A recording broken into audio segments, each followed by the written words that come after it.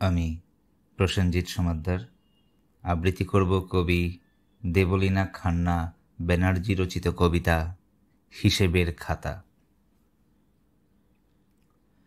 মেঘে মেঘে মোর কাটল অনেক বেলা, দেখেছি আমি বহু শ্রাবণ আর বসন্ত, দেখেছি তাদের আসা যাওয়ার খেলা। মেঘে মেঘে মোর কাটল অনেক বেলা, কালো চুলে আজ একরাশি রূপলি রঙের রেখা। চিত্ত মোড়ে বলল ডেকে, এবার তবে উচিত হবে হিসেবের খাতাটি একবার খুলে দেখা। ভাবলেম বসে, সত্যি এ যে সেভাবে আমি মেলাইনি কখনো জীবন খাতার অঙ্ক।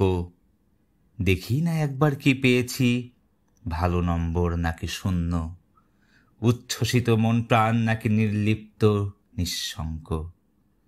খাতাটি এনে দেখতে থাকি, এই অভাগা আমি পেয়েছি অনেক কিছু, অর্থের চেয়েও দামি। অকপট কিছু সম্পর্কের বন্ধন দিয়েছেন অন্তর্যামী, সেগুলি নিয়েই আনন্দে আছি। যদিও আমি জানি সূর্য যে প্রায় আস্তাচলগামী। অন্যদিকে দেখি, হাইরে কি কিছু অঙ্কতে পেয়েছি শুধুই শূন্য। তখন বিদীর্ণ হৃদয়কে সামলে নিয়ে করেছি তাকে পূর্ণ।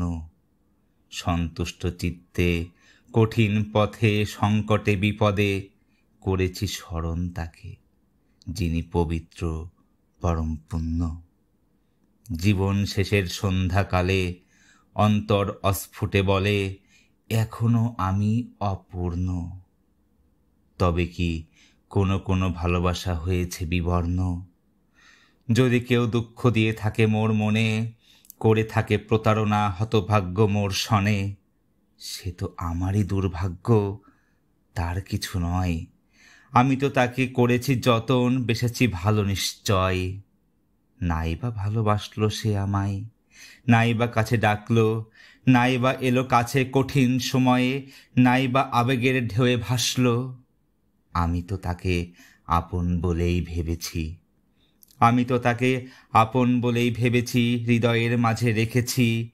দুর্গম গিরিপথে একসাথে থেকেছি। তবে তবে কেন এমন হলো, তবে কেন এমন হয়?